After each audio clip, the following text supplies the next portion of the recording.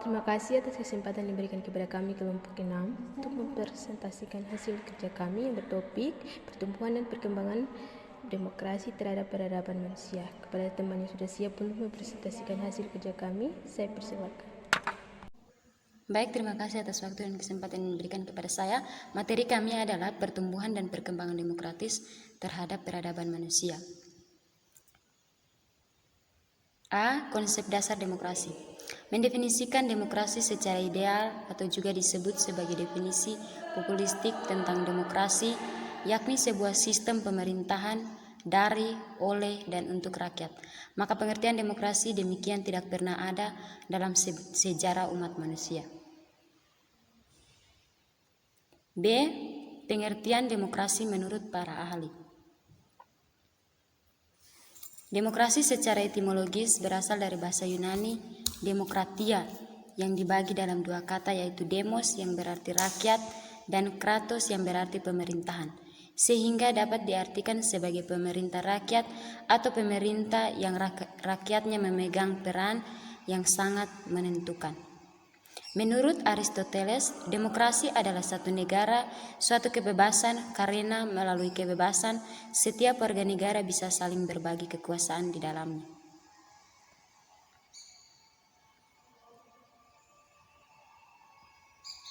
Menurut Abraham Lincoln, demokrasi adalah pemerintah dari rakyat, oleh rakyat, dan untuk rakyat. Menurut Hans Kelsen, demokrasi adalah pemerintah oleh rakyat dan untuk rakyat. Menurut Sidney Hook, demokrasi adalah bentuk pemerintahan di mana keputusan-keputusan pemerintahan yang penting secara langsung atau tidak didasarkan pada kesepakatan mayoritas yang diberikan secara bebas dari rakyat dewasa. Menurut Muhammad Hatta, demokrasi sebagai sebuah pergeseran dan penggantian kedaulatan raja menjadi kedaulatan rakyat. Dan yang berikut adalah ciri-ciri pelaksanaan demokrasi.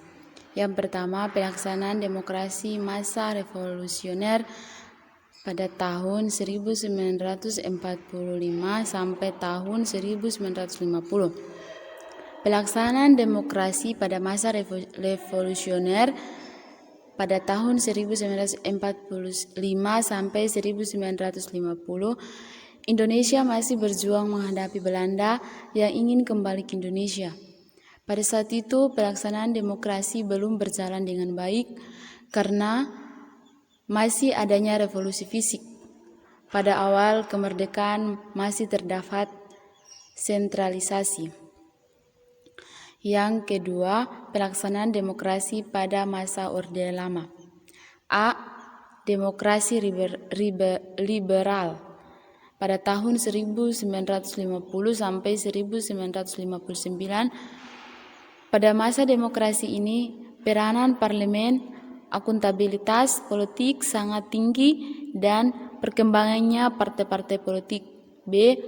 Masa demokrasi terpimpin adalah kerakyatan yang dipimpin oleh hikmat kebijaksanaan dalam permusyawaratan perwakilan yang berintik musyawarah untuk mufakat secara gotong royong di antara semua kekuatan nasional yang progresif revolusioner.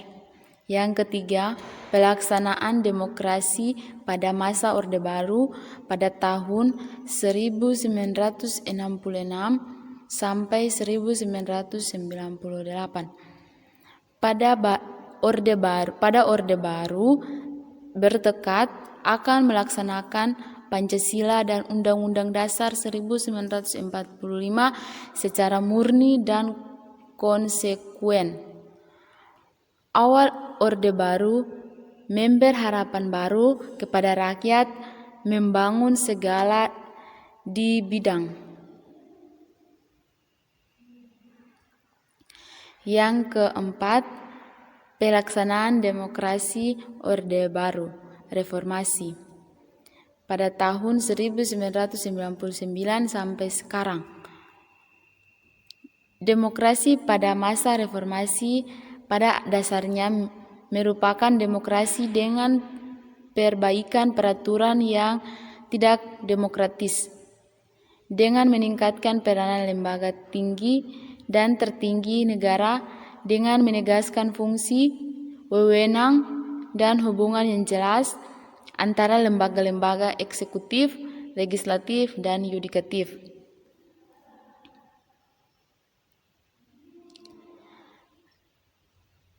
Mungkin ini adalah materi dari kami. Sekian dan terima kasih.